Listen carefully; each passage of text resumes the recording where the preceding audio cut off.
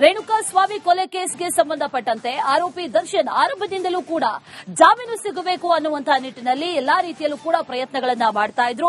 ಈಗ ಮೊನ್ನೆಯಷ್ಟೇ ಮತ್ತೆ ಜಾಮೀನಿಗಾಗಿ ಪ್ರಯತ್ನವನ್ನ ಕೂಡ ಪಟ್ಟರು. ಆದ್ರೆ ಕೊಟ್ಟಂತ ಕಾರಣಗಳು ಏನಪ್ಪಾ ಅಂತಂದ್ರೆ ಸಹ ಕೈದಿಗಳಿಂದ ನನಗೆ ಹಿಂಸೆ ಆಗ್ತಾ ಇದೆ, ಮೂದಲಿಕೆ ಆಗ್ತಾ ಇದೆ, ಜೊತೆಯಲ್ಲಿ ನಿಂದನೆಯನ್ನ ಮಾಡ್ತಾ ಇದ್ದಾರೆ ಅನ್ನುವಂಥ ವಿಚಾರವನ್ನ ಮುಂದಿಟ್ಕೊಂಡು ಜಾಮೀನು ಪಡೆಯುವಂತಹ ನಿಟ್ಟಿನಲ್ಲಿ ಎಲ್ಲಾ ಪ್ರಯತ್ನಗಳನ್ನ ಮಾಡಿದ್ರು. ಅದೇ ವಿಚಾರಕ್ಕೆ ಸಂಬಂಧಪಟ್ಟಂತೆ ಇವತ್ತು ಸರ್ಕಾರಕ್ಕೆ ಎಸ್ಪಿಪಿಯಿಂದ 2 ರಿಪೋರ್ಟ್ ಸಲ್ಲಿಕೆ ಮಾಡುವಂತಹ ಸಾಧ್ಯತೆ ಇದೆ. ಜೈಲಿನ ವ್ಯವಸ್ಥೆ ಸೇರಿ ಟ್ರಯಲ್ ಕುರಿತಾದಂತಹ ರಿಪೋರ್ಟ್ ಅನ್ನ ಸಲ್ಲಿಕೆ ಮಾಡ್ತಾರೆ ಎಸ್ಪಿಪಿ ಪ್ರಸನ್ನಕುಮಾರ್. ಜೈಲಿನ ಮ್ಯಾನ್ಯುಯಲ್, ಫೋಟೋ ಸೇರಿ ಕೆಲ ದಾಖಲೆಗಳನ್ನ ಸಲ್ಲಿಕೆ ಮಾಡ್ತಾರೆ. ಎಸ್ಪಿಪಿ ಪ್ರಸನ್ನಕುಮಾರ್ ಮತ್ತು ತಂಡದಿಂದ ಇವತ್ತು ರಿಪೋರ್ಟ್ ಅನ್ನ ಸಲ್ಲಿಕೆ ಮಾಡುವಂತಹ ಸಾಧ್ಯತೆ ಇದೆ. ದರ್ಶನ್ ಮಾಡಿರುವಂತಹ ಆರೋಪಗಳು ಸತ್ಯಕ್ಕೆ ದೂರವಾದದ್ದು ಅಂತ ಈ ಹಿಂದೆಯೂ ಕೂಡ ಹೇಳಿದ್ರು. ಅದೇ ವಿಚಾರವನ್ನ ಈಗ ನಿರಾಕರಿಸಿ ದಾಖಲೆಯನ್ನ ಸಲ್ಲಿಕೆ ಮಾಡುವಂತಹ ಸಾಧ್ಯತೆ ಇದೆ. ಎರಡೂ ರಿಪೋರ್ಟ್ ಅನ್ನ ಸುಪ್ರೀಂ ಕೋರ್ಟ್ಗೆ ಗೃಹ ಇಲಾಖೆ ಸಲ್ಲಿಕೆ ಮಾಡುತ್ತೆ. ಮೊದಲು ಗೃಹ ಇಲಾಖೆಗೆ ಸಲ್ಲಿಕೆ ಮಾಡ್ತಾರೆ ಎಸ್ಪಿಪಿ ಪ್ರಸನ್ನಕುಮಾರ್. ಮೇ 15ರ ಒಳಗೆ ಸಲ್ಲಿಕೆ ಮಾಡಿದ್ರೆ ವಿಚಾರಣೆಯನ್ನ ನಡೆಸಲಿದ್ದಾರೆ ನ್ಯಾಯಮೂರ್ತಿಗಳು.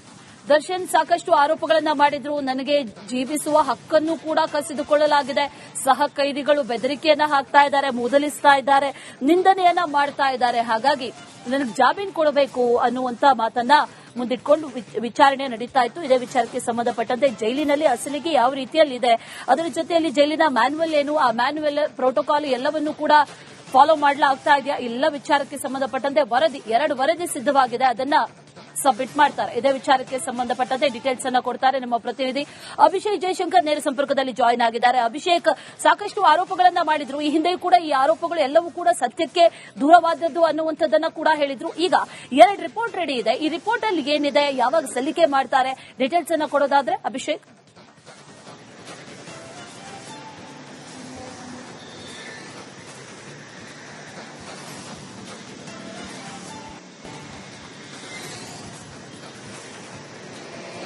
ಈಗಾಗಲೇ ಏನು 2 ವಾರದಲ್ಲಿ ನೀವು ರಿಪೋರ್ಟ್ ಅನ್ನು ಕೊಡಬೇಕು ಅಂತ ಹೇಳಿ ಕೋರ್ಟ್ ಏನು ಆದೇಶವನ್ನ ಮಾಡಿದೆ. ಈ ಹಿನ್ನೆಲೆಯಲ್ಲಿ ಈಗಾಗಲೇ ಎಲ್ಲ ವರದಿಗಳು ಕೂಡ ಸಿದ್ಧ ಆಗಿದೆ ಅಂತ ಹೇಳ್ಬೋದಾಗಿದೆ. ಈ ವರದಿಯಲ್ಲಿ ಸ್ಪಷ್ಟವಾಗಿ ದರ್ಶನ್ ಅವರು ಮಾಡಿರುವಂತಹ ಅಂಶಗಳೇನಿದ್ದಾವೆ ಅದೆಲ್ಲವೂ ಕೂಡ ತಪ್ಪು ಅಂತ ಹೇಳಿ ಉಲ್ಲೇಖ ಆಗಿದೆ. ಯಾಕಂದ್ರೆ ಪ್ರತಿಯೊಂದು ಕೂಡ ಮಾನಿಟರ್ ಮಾಡುವಂತದ್ದು, ಸಿಸಿಟಿವಿ ಮುಖಾಂತರ ಮಾನಿಟರ್ಗಳನ್ನು ಮಾಡಲಾಗುತ್ತೆ. ಇಲ್ಲಿ ಯಾರ್ಯಾರಿಗೆ ಏನೇನು ತೊಂದರೆಗಳಾಗ್ತಾ ಇದೆ ಅದೆಲ್ಲದರ ಅನಲೈಸ್ ಅನ್ನ ಸಿಸಿಟಿವಿ ಮುಖಾಂತರ ನೋಡಿ ಅವರಿಗೆ ಅಲ್ಲಿ ಏನು ಪ್ರಾಬ್ಲಮ್ ಆಗ್ತಾ ಇದೆಯೋ ಅದೆಲ್ಲವನ್ನು ಕೂಡ ಸಾಲ್ವ್ ಮಾಡುವಂತಹ ಕೆಲಸಗಳನ್ನು ಕೂಡ ಮಾಡ್ತಾ ಇದ್ರು. ಹೀಗಾಗಿ ಎಲ್ಲವೂ ಸಿಸಿಟಿವಿಯ ನಿಗಾದ ಮೇಲೆ ಇರುವಂತಹ ಒಂದು ಕಾರಣದಿಂದಾಗಿ ಇಲ್ಲಿ ಯಾವುದೇ ರೀತಿಯಾದಂತಹ ನ್ಯೂಪಲ್ಸ್ಗಳಾಗಿಲ್ಲ. ಕ್ವಾರಂಟೈನ್ ಸೆಲ್ ಅಂತ ಏನೋ ನನ್ನನ್ನ ಇಡ್ಲಾಗ್ತಾ ಇದೆ ಅಂತ ಹೇಳಿ ಅವರೇ ಹೇಳ್ತಾರೆ. ನಂತರ ಸಹ ಕೈದಿಗಳಿಂದ ಮೂದಲಿಕೆಯನ್ನ ಅನುಭವಿಸ್ತಾ ಇದ್ದೀನಿ ಮತ್ತು ಅವರಿಂದ ಕಿರುಕುಳವನ್ನು ಅನುಭವಿಸ್ತಾ ಇದ್ದೀನಿ ಅಂತ ಹೇಳಿ ಅವರೊಂದು ಉಲ್ಲೇಖವನ್ನ ಮಾಡ್ತಾರೆ. ಅಂದ್ರೆ ಕ್ವಾರಂಟೈನ್ ಸೆಲ್ ಅಲ್ಲಿ ಒಬ್ಬರನ್ನ ಮಾತ್ರ ಇರಿಸಲಾಗುತ್ತೆ, ನಂತರ ಸಹ ಕೈದಿಗಳಿಗೆ ಅಲ್ಲಿ ಪ್ರವೇಶ ಕೂಡ ಇರೋದಿಲ್ಲ. ಹಾಗಾದ್ರೆ ಇವರ ಒಂದು ಅಂಶಗಳಲ್ಲಿಯೇ ಸಾಕಷ್ಟು ಒಂದು ನ್ಯೂಪಲ್ಸ್ಗಳಿರುವಂತಹ ಒಂದು ಕಾರಣದಿಂದಾಗಿ ಅದನ್ನು ಕೂಡ ಇಲ್ಲಿ ಉಲ್ಲೇಖವನ್ನ ಮಾಡಲಾಗಿದೆ. ಮತ್ತು ಜೈಲು ಮ್ಯಾನ್ಯುವಲ್ಗೆ ಹೊರತುಪಡಿಸಿ ಅಂದ್ರೆ ಅದನ್ನ ಬಿಟ್ಟು ಬೇರೆಯ ಒಂದು ಮ್ಯಾನ್ಯುವಲ್ ನಲ್ಲಿ ಇಲ್ಲದಂತಹ ವಸ್ತುಗಳನ್ನ ಕೇಳಿ ನಂತರ ಇದನ್ನ ಕೊಡದೇ ಇದ್ದಂತಹ ಸಂದರ್ಭದಲ್ಲಿ ಈ ರೀತಿಯಾದಂತಹ ಒಂದು ಆರೋಪವನ್ನು ಮಾಡ್ತಾ ಇದ್ದಾರೆ ಅಂತ ಹೇಳಿ ಈಗಾಗಲೇ ಅದರಲ್ಲಿ ಉಲ್ಲೇಖವನ್ನ ಮಾಡಲಾಗ್ತಾ ಇರುವಂತದ್ದು. ಅಂದ್ರೆ ಸಹಜವಾಗಿಯೇ ಇಲ್ಲಿದಂತಹ ಸೆಷನ್ ಕೋರ್ಟ್ ಏನಿದೆ, ಇಲ್ಲಿ ಕೋರ್ಟ್ ಕೂಡ ಅದೇ ಒಂದು ಹೇಳಿಕೆಯನ್ನು ಕೊಟ್ಟಿತ್ತು.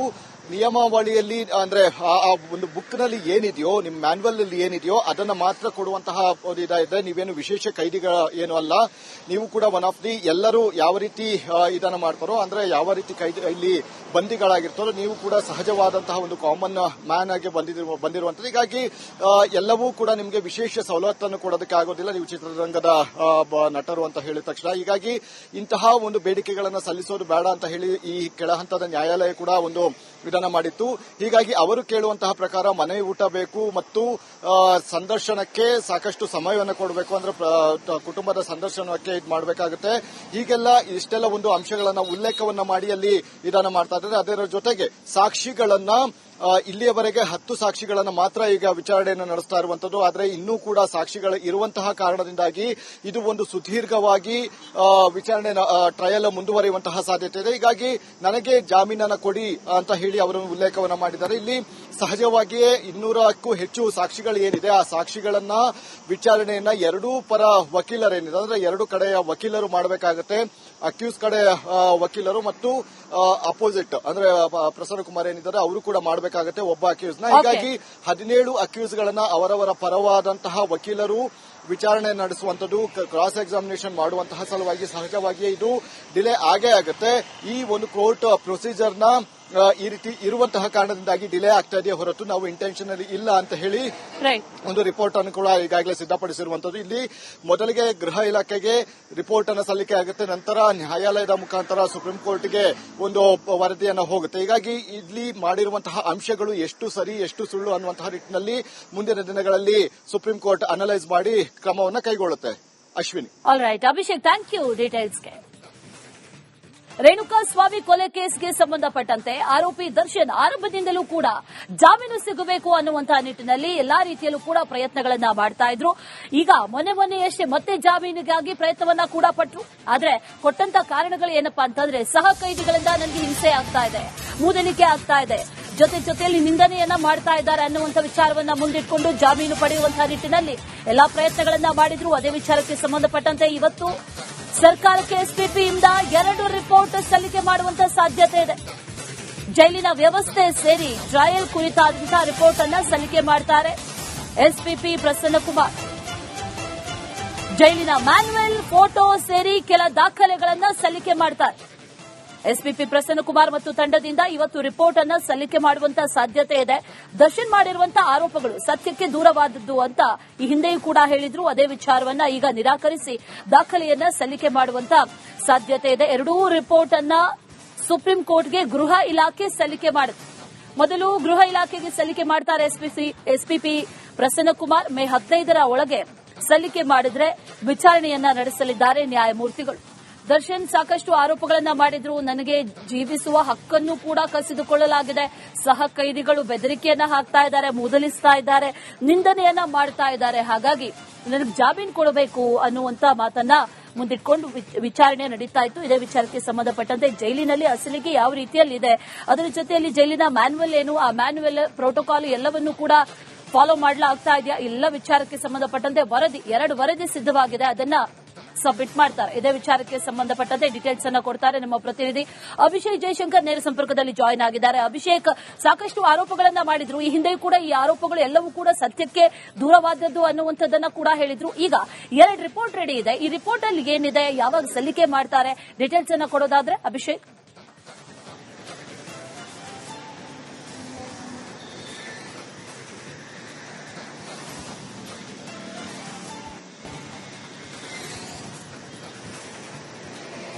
ಈಗಾಗಲೇ ಏನು 2 ವಾರದಲ್ಲಿ ನೀವು ರಿಪೋರ್ಟ್ ಅನ್ನು ಕೊಡಬೇಕು ಅಂತ ಹೇಳಿ ಕೋರ್ಟ್ ಏನು ಆದೇಶವನ್ನ ಮಾಡಿದೆ. ಈ ಹಿನ್ನೆಲೆಯಲ್ಲಿ ಈಗಾಗಲೇ ಎಲ್ಲ ವರದಿಗಳು ಕೂಡ ಸಿದ್ಧ ಆಗಿದೆ ಅಂತ ಹೇಳ್ಬೋದಾಗಿದೆ. ಈ ವರದಿಯಲ್ಲಿ ಸ್ಪಷ್ಟವಾಗಿ ದರ್ಶನ್ ಅವರು ಮಾಡಿರುವಂತಹ ಅಂಶಗಳೇನಿದ್ದಾವೆ ಅದೆಲ್ಲವೂ ಕೂಡ ತಪ್ಪು ಅಂತ ಹೇಳಿ ಉಲ್ಲೇಖ ಆಗಿದೆ. ಯಾಕಂದ್ರೆ ಪ್ರತಿಯೊಂದು ಕೂಡ ಮಾನಿಟರ್ ಮಾಡುವಂತದ್ದು, ಸಿಸಿಟಿವಿ ಮುಖಾಂತರ ಮಾನಿಟರ್ಗಳನ್ನು ಮಾಡಲಾಗುತ್ತೆ. ಇಲ್ಲಿ ಯಾರ್ಯಾರಿಗೆ ಏನೇನು ತೊಂದರೆಗಳಾಗ್ತಾ ಇದೆ ಅದೆಲ್ಲದರ ಅನಲೈಸ್ ಅನ್ನ ಸಿಸಿಟಿವಿ ಮುಖಾಂತರ ನೋಡಿ ಅವರಿಗೆ ಅಲ್ಲಿ ಏನು ಪ್ರಾಬ್ಲಮ್ ಆಗ್ತಾ ಇದೆಯೋ ಅದೆಲ್ಲವನ್ನು ಕೂಡ ಸಾಲ್ವ್ ಮಾಡುವಂತಹ ಕೆಲಸಗಳನ್ನು ಕೂಡ ಮಾಡ್ತಾ ಇದ್ರು. ಹೀಗಾಗಿ ಎಲ್ಲವೂ ಸಿಸಿಟಿವಿಯ ನಿಗಾದ ಮೇಲೆ ಇರುವಂತಹ ಒಂದು ಕಾರಣದಿಂದಾಗಿ ಇಲ್ಲಿ ಯಾವುದೇ ರೀತಿಯಾದಂತಹ ನ್ಯೂಪಲ್ಸ್ಗಳಾಗಿಲ್ಲ. ಕ್ವಾರಂಟೈನ್ ಸೆಲ್ ಅಂತ ಏನೋ ನನ್ನನ್ನ ಇಡ್ಲಾಗ್ತಾ ಇದೆ ಅಂತ ಹೇಳಿ ಅವರೇ ಹೇಳ್ತಾರೆ. ನಂತರ ಸಹ ಕೈದಿಗಳಿಂದ ಮೂದಲಿಕೆಯನ್ನ ಅನುಭವಿಸ್ತಾ ಇದ್ದೀನಿ ಮತ್ತು ಅವರಿಂದ ಕಿರುಕುಳವನ್ನ ಅನುಭವಿಸ್ತಾ ಇದ್ದೀನಿ ಅಂತ ಹೇಳಿ ಅವರೊಂದು ಉಲ್ಲೇಖವನ್ನ ಮಾಡ್ತಾರೆ. ಅಂದ್ರೆ ಕ್ವಾರಂಟೈನ್ ಸೆಲ್ ಅಲ್ಲಿ ಒಬ್ಬರನ್ನ ಮಾತ್ರ ಇರಿಸಲಾಗುತ್ತೆ, ನಂತರ ಸಹ ಕೈದಿಗಳಿಗೆ ಅಲ್ಲಿ ಪ್ರವೇಶ ಕೂಡ ಇರೋದಿಲ್ಲ. ಹಾಗಾದ್ರೆ ಇವರ ಒಂದು ಅಂಶಗಳಲ್ಲಿಯೇ ಸಾಕಷ್ಟು ಒಂದು ನ್ಯೂಪಲ್ಸ್ಗಳಿರುವಂತಹ ಒಂದು ಕಾರಣದಿಂದಾಗಿ ಅದನ್ನು ಕೂಡ ಇಲ್ಲಿ ಉಲ್ಲೇಖವನ್ನ ಮಾಡಲಾಗಿದೆ. ಮತ್ತು ಜೈಲು ಮ್ಯಾನ್ಯುವಲ್ಗೆ ಹೊರತುಪಡಿಸಿ ಅಂದ್ರೆ ಅದನ್ನ ಬಿಟ್ಟು ಬೇರೆಯ ಒಂದು ಮ್ಯಾನ್ಯುವಲ್ ನಲ್ಲಿ ಇಲ್ಲದಂತಹ ವಸ್ತುಗಳನ್ನ ಕೇಳಿ ನಂತರ ಇದನ್ನ ಕೊಡದೇ ಇದ್ದಂತಹ ಸಂದರ್ಭದಲ್ಲಿ ಈ ರೀತಿಯಾದಂತಹ ಒಂದು ಆರೋಪವನ್ನು ಮಾಡ್ತಾ ಇದ್ದಾರೆ ಅಂತ ಹೇಳಿ ಈಗಾಗಲೇ ಅದರಲ್ಲಿ ಉಲ್ಲೇಖವನ್ನ ಮಾಡಲಾಗ್ತಾ ಇರುವಂತದ್ದು. ಅಂದ್ರೆ ಸಹಜವಾಗಿಯೇ ಇಲ್ಲಿದಂತಹ ಸೆಷನ್ ಕೋರ್ಟ್ ಏನಿದೆ, ಇಲ್ಲಿ ಕೋರ್ಟ್ ಕೂಡ ಅದೇ ಒಂದು ಹೇಳಿಕೆಯನ್ನು ಕೊಟ್ಟಿತ್ತು. ನಿಯಮಾವಳಿಯಲ್ಲಿ ಅಂದ್ರೆ ಆ ಒಂದು ಬುಕ್ ನಲ್ಲಿ ಏನಿದೆಯೋ ನಿಮ್ಮ ಮ್ಯಾನ್ಯುವಲ್ ಅಲ್ಲಿ ಏನಿದೆಯೋ ಅದನ್ನ ಮಾತ್ರ ಕೊಡುವಂತಹ ಒಂದು ಇದೆ. ನೀವೇನು ವಿಶೇಷ ಕೈದಿಗಳ ಏನು ಅಲ್ಲ, ನೀವು ಕೂಡ ಒನ್ ಆಫ್ ದಿ ಎಲ್ಲರೂ ಯಾವ ರೀತಿ ಇದನ್ನ ಮಾಡ್ತಾರೋ ಅಂದ್ರೆ ಯಾವ ರೀತಿ ಇಲ್ಲಿ ಬಂದಿಗಳಾಗಿರ್ತಾರೋ ನೀವು ಕೂಡ ಸಹಜವಾದಂತಹ ಒಂದು ಕಾಮನ್ ಮ್ಯಾನ್ ಆಗಿ ಬಂದಿರುವಂತದ್ದು. ಹೀಗಾಗಿ ಎಲ್ಲವೂ ಕೂಡ ನಿಮಗೆ ವಿಶೇಷ ಸವಲತ್ತನ್ನು ಕೊಡೋದಕ್ಕೆ ಆಗೋದಿಲ್ಲ, ನೀವು ಚಿತ್ರರಂಗದ ನಟರು ಅಂತ ಹೇಳಿದ ತಕ್ಷಣ. ಹೀಗಾಗಿ ಇಂತಹ ಒಂದು ಬೇಡಿಕೆಗಳನ್ನು ಸಲ್ಲಿಸೋದು ಬೇಡ ಅಂತ ಹೇಳಿ ಈ ಕೆಳ ಹಂತದ ನ್ಯಾಯಾಲಯ ಕೂಡ ಒಂದು ವಿಧಾನ ಮಾಡಿತ್ತು. ಹೀಗಾಗಿ ಅವರು ಕೇಳುವಂತಹ ಪ್ರಕಾರ ಮನೆ ಊಟ ಬೇಕು ಮತ್ತು ಸಂದರ್ಶನಕ್ಕೆ ಸಾಕಷ್ಟು ಸಮಯವನ್ನು ಕೊಡಬೇಕು, ಅಂದ್ರೆ ಕುಟುಂಬದ ಸಂದರ್ಶನಕ್ಕೆ ಇದು ಮಾಡಬೇಕಾಗುತ್ತೆ.